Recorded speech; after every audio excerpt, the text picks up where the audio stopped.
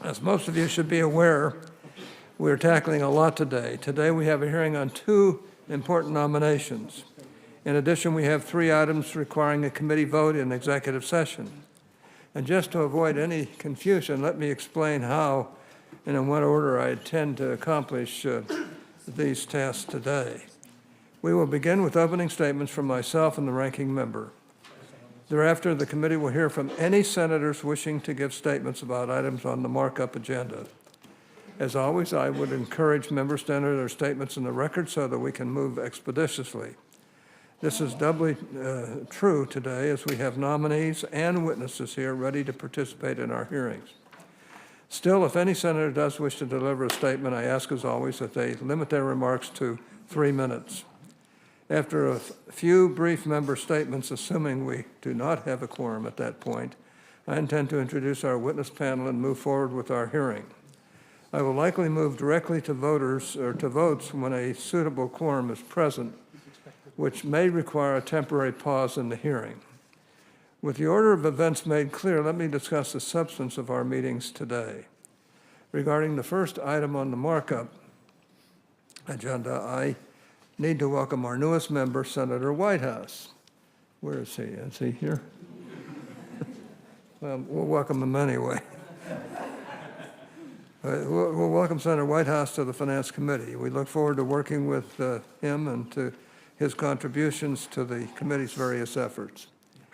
Our first vote will be in relation to changes in subcommittee assignments that have been circulated to the members. That promises to be a real nail-biter, as we all know. Next, we will vote to once again report the nomination of Kevin K. McAleenan to be Commissioner of U.S. Customs and Border Protection.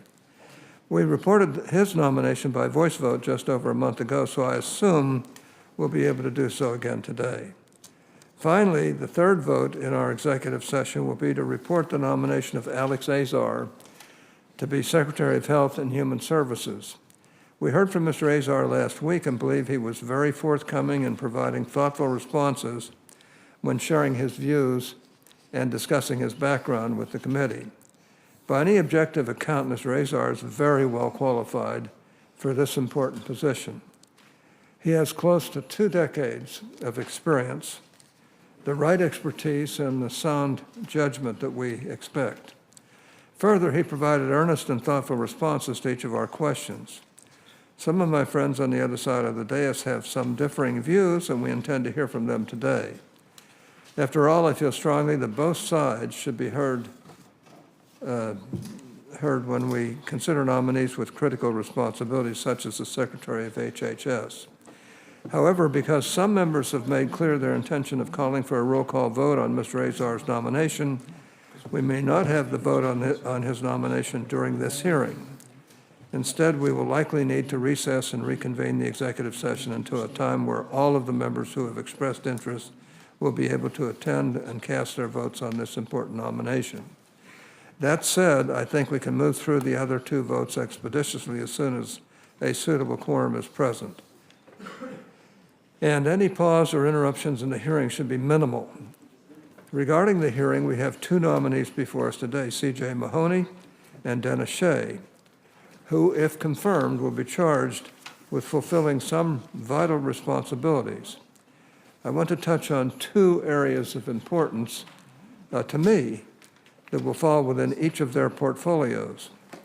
First, Mr. Mahoney, you have been nominated to be the Deputy U.S. Trade Representative, overseeing, among other responsibilities, trade in services.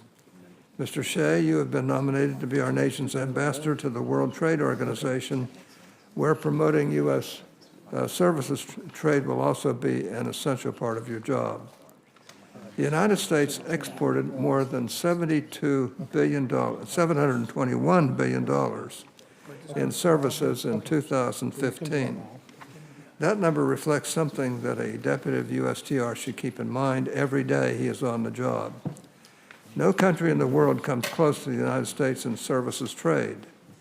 It is a key competitive advantage for our country and an important driver of our economy.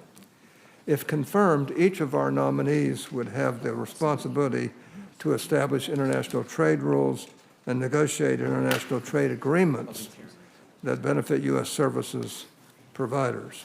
For Mr. Mahoney, promoting U.S. services exports should be an essential goal of NAFTA modernization, particularly providing for the cross-border flow of data and ensuring a prohibition on forced data localization. For Mr. Shea, I hope that you will support plurilateral negotiations for a trade in services agreement with trading partners who are willing to take on high standard commitments. Second, I want to speak about President Trump's priority of confronting the challenges posed by China to the international trading system. This is a goal that I support if confirmed.